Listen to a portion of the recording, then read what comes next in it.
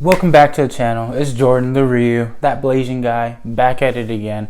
And today's video is going to be talking about the Izanami from Naruto, one of the ultimate forbidden Uchiha Jutsus, and what it means for me and what it helped me with, and thus how it can help you in terms of giving you some perspective and a point of view, because fantasy is a great way to understand things that you don't really know, rather than using typical logical thinking. All right, so hopping right into it, the Izanami is, like I said, an Uchiha forbidden jutsu, and essentially it was meant to counter the Izanagi, which was a jutsu that could alter the user's reality.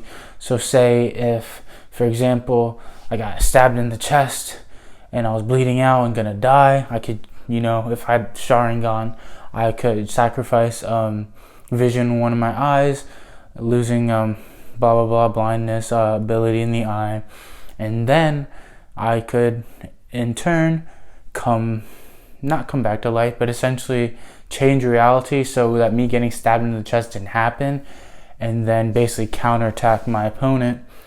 And the Izanami was a way to counter this jutsu, just so that it wouldn't be overpowered, because if I stab you and then you can just change that and then turn reality into the fact that I didn't stab you, and then you stab me and then I do it back to you, is kind of like, what's the, we're not getting anywhere with this in this fight. Someone's got to lose, someone's got to win, someone's got to die, and someone's got to survive. So for me, just explaining what the Izanami is, and before I do that, is that I want to give you guys a little story. So my freshman year of high school, my parents got divorced, blah blah blah. It's sad, but I'm sitting there like, damn, got all my family problems and stuff. My parents got divorced, and the 4 years of high school fly by, and I'm in my I'm in my first semester of senior year. First semester of senior year. And I'm like, damn, high school went by a lot faster than you would have thought.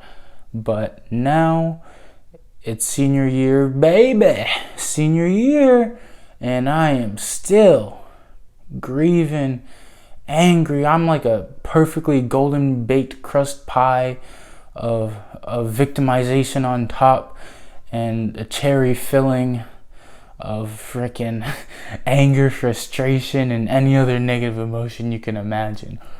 So for me, I'm sitting there like, all right, what can I do to break out of this loop of essential negativity, depression, and just self-demeaningness, self-detriment to myself?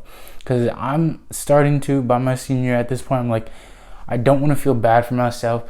I don't want to feel shitty for myself. I just want to fucking get better. I want to be better. I'm tired of feeling depressed. I'm tired of all those negative emotions.